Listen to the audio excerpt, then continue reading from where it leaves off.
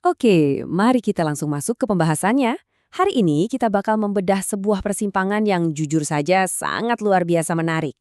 Kita bicara soal teknologi mutakhir yang bertabrakan langsung dengan dunia pendidikan. Spesifiknya, peran guru di era revolusi industri 4.0. Siapkan diri kalian, karena eksplorasi materi kita kali ini bakal benar-benar membuka wawasan. Coba bayangkan ini sejenak. Apakah robot cerdas dan superkomputer bakal sepenuhnya menggantikan guru manusia di ruang kelas kita? Nah loh, ini pertanyaan besar dengan risiko yang nggak main-main. Kemajuan teknologi saat ini kan bergeraknya luar biasa cepat ya, skalanya sangat menakjubkan. Tapi di saat yang bersamaan, jujur aja, agak menakutkan bagi sebagian orang. Apakah posisi manusia benar-benar terancam di garis depan pendidikan? Mari kita cari tahu. Nah, untuk menjawab itu, kita masuk dulu ke bagian pertama. Sebenarnya, makhluk apa sih industri 4.0 ini? Sebelum kita bahas nasib para guru, kita harus paham dulu seberapa raksasa teknologi yang lagi kita hadapi saat ini. Kalau merujuk pada pakar seperti Kagerman, juga Loeffler, dan Chisner, revolusi industri 4.0 ini bukan cuma sekedar peningkatan mesin biasa. Bukan, ini soal kecepatan yang benar-benar eksponensial. Inti utamanya adalah integrasi antara cyber physical systems dan Internet of Things. Sederhananya, ini tuh ibarat menciptakan jaringan super pintar, di mana mesin, alur kerja, dan lini produksi bisa berkoordinasi dan mengendalikan diri mereka sendiri. Iya, kalian nggak salah dengar, mesin yang beroperasi dan mengambil keputusan secara mandiri tanpa perlu disuruh-suruh lagi sama manusia.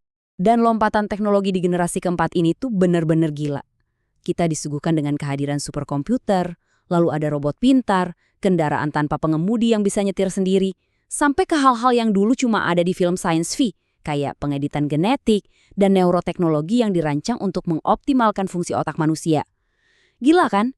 Nah, ketegangannya muncul di sini. Dengan semangat zaman yang sefuturistik ini, pertanyaannya, gimana caranya para pendidik kita harus bersiap menghadapinya? Oke, mari kita tarik isu global ini ke ranah yang lebih lokal. Di bagian kedua, transformasi pembelajaran digital. Kita akan bawa pergeseran ini langsung ke dunia yang paling dekat dengan kita, yaitu ruang kelas. Poin krusialnya ada pada efisiensi. Di satu sudut, kita punya pembelajaran tradisional. Sistemnya masih manual dan geraknya sangat dibatasi oleh tembok fisik ruang kelas serta jam pelajaran yang kaku. Nah, di sudut lain, masuklah sistem digitalisasi. Ini dia game changernya. Pembelajaran online, tanpa batas, tanpa sekat ruang dan waktu. Proses belajar bisa terjadi di mana saja dan kapan saja. Transisi ini memang tujuannya murni untuk merombak pekerjaan yang tadinya manual menjadi sangat efektif, efisien, dan serba sistematis. Kesannya memang luar biasa efisien, tapi di saat yang sama, mungkin terasa sedikit dingin. Hal ini membawa kita ke bagian ketiga, yaitu meninjau ulang apa sebenarnya tugas pokok seorang guru. Di titik inilah kita menemukan sebuah paradoks yang sangat menarik. Di tengah efisiensi sistem digital yang sedingin mesin ini, elemen-elemen pendidikan yang paling manusiawi justru jadi jauh lebih vital. Coba kita lihat Undang-Undang Nomor 14 Tahun 2005 tentang guru dan dosen. Ada 7 tugas utama di sana. Mengajar, mendidik, membimbing, mengarahkan, melatih, menilai, dan mengevaluasi.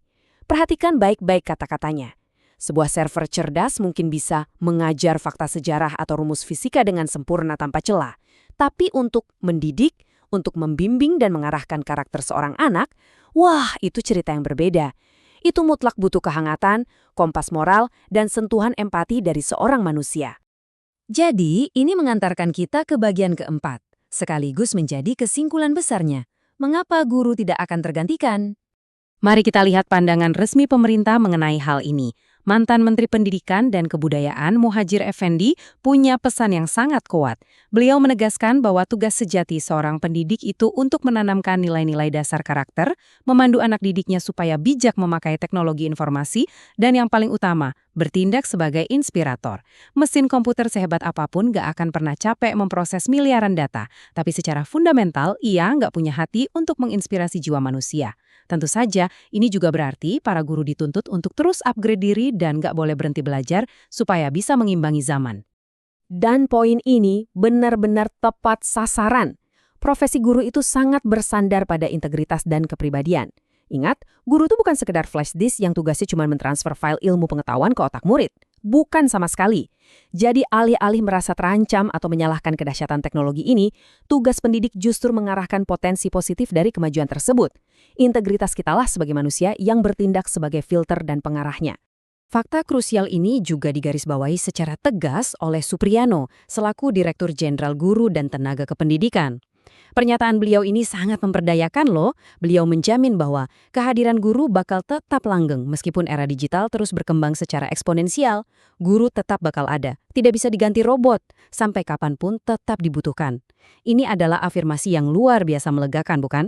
Iya, sektor pendidikan memang harus siap menghadapi perubahan dunia kerja, tapi fondasi peran manusia sebagai pendidik di dalam kelas itu literally nggak akan bisa digantikan oleh kecerdasan buatan manapun. Sebagai penutup dari bedah materi kita hari ini, saya ingin meninggalkan kalian dengan satu pertanyaan yang lumayan bikin mikir. Apakah mungkin revolusi industri 4.0 yang sesungguhnya itu bukanlah tentang seberapa canggih kita bisa menggunakan teknologi otonom, melainkan tentang bagaimana kehadiran teknologi ini justru memaksa kita untuk menjadi manusia yang jauh lebih utuh dan mendalam? Di dunia yang makin high-tech ini, elemen high-touch dari seorang guru, empati, kebijaksanaan, dan kemampuan menginspirasi justru menjadi hal yang paling tak ternilai harganya. Luar biasa kan? Terima kasih sudah menyimak eksplorasi kita kali ini, dan mari kita terus belajar.